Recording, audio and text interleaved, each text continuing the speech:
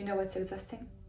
Not the present moment, but the past. The version of you that keeps showing up, even if she's already gone. The mistake you made, that one relationship that ended, the moment you felt humiliated, rejected, ignored, not enough. And then one day, you realize that you're not actually living your life. You are living inside a memory, replaying all pain, filtering the present moment through all the wounds, and you call it personality, but it's not personality. It's an identity based on unresolved memory, and you can ungrow it. Hi my loves, welcome back on my channel. Today I really want to talk about something that really changed the way I experience my life. And it's the present moment. And not in a cliche, spiritual, woo kind of way. Absolutely not. In a way that actually changed the way you think, how you feel and how you show up to the world. Because I know so many of us are not actually living in the present moment. We are dragging the past into every moment. Or we are focusing and stressing about the future. And then we wonder why we feel stuck. And I've been there. And I know what it feels like to be mentally time traveling all day long. So today I'm going to break down why we are so attached to the past, how your self-concept keeps it alive, and how you can finally come back to now. So let's get right into it.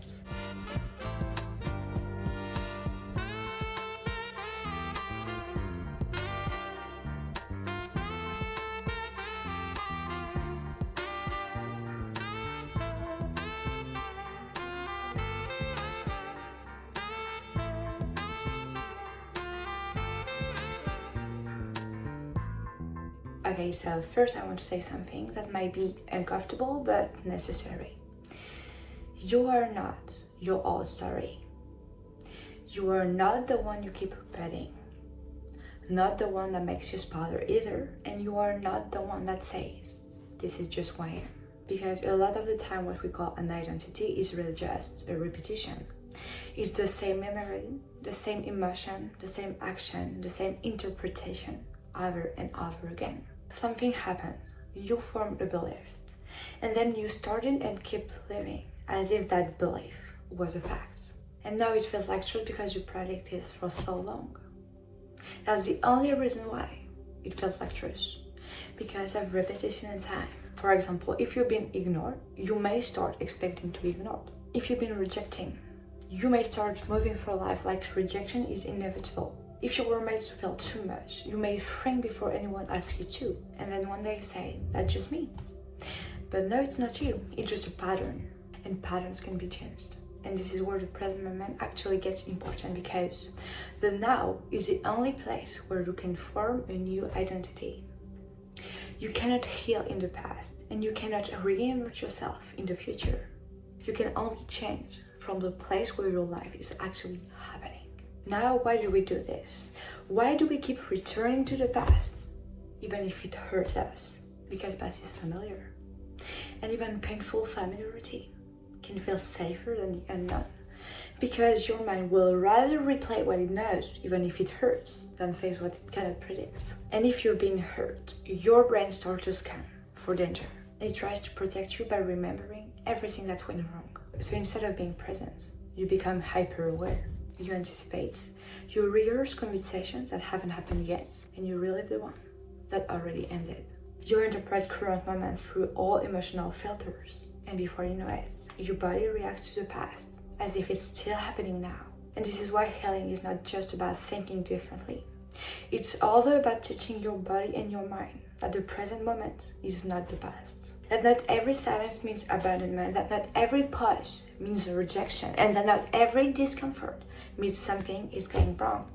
Because when you live in the past, you are not experiencing what is.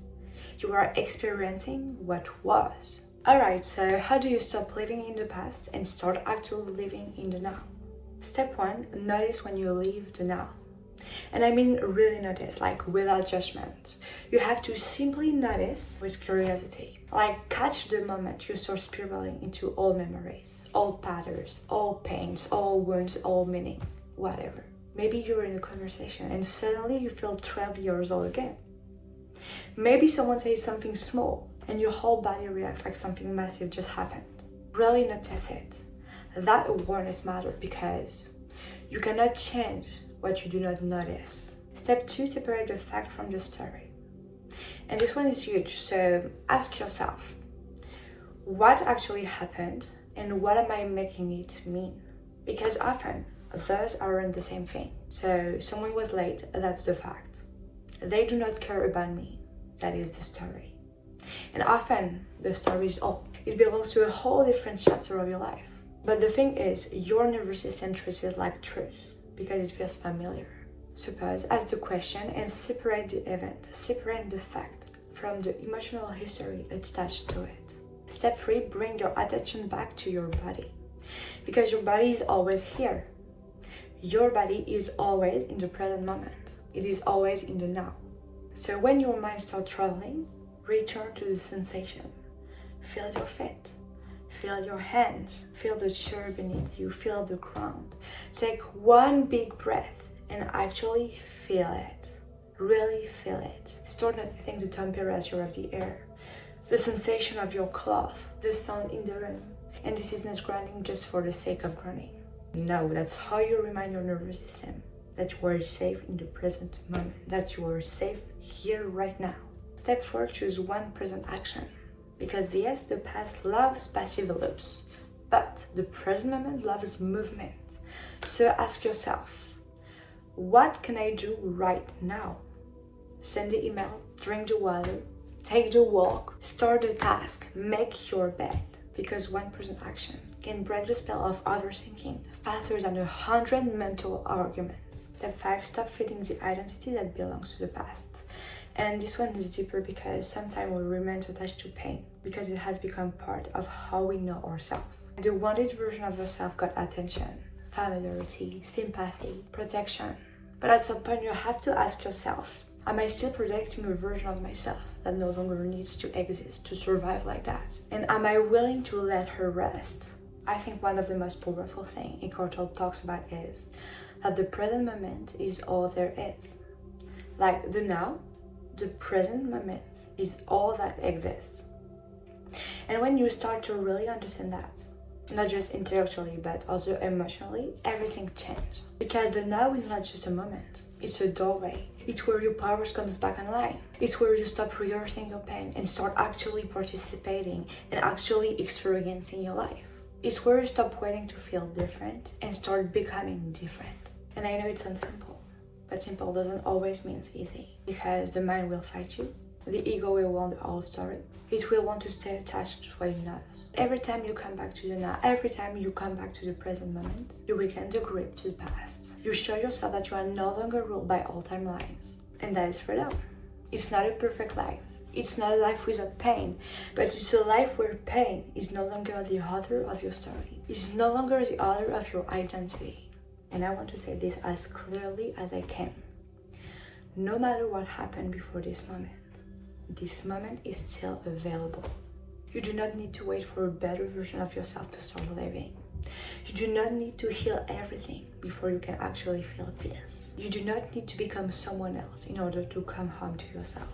The power of now is that it interrupts the spells. It says, yes, the past happened. Yes, it shaped you. Yes, it matters.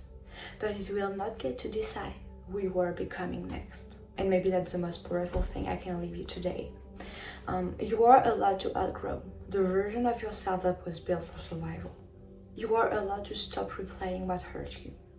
And you are allowed to begin again, right here, right now, in the present moment. That's it for today. Thank you so much for being here. I really appreciate it. Tell me about you in the comments. Tell me about your story. I will love to read it. And I wish you the best of the week. And I see you in the next one. Ciao, ciao.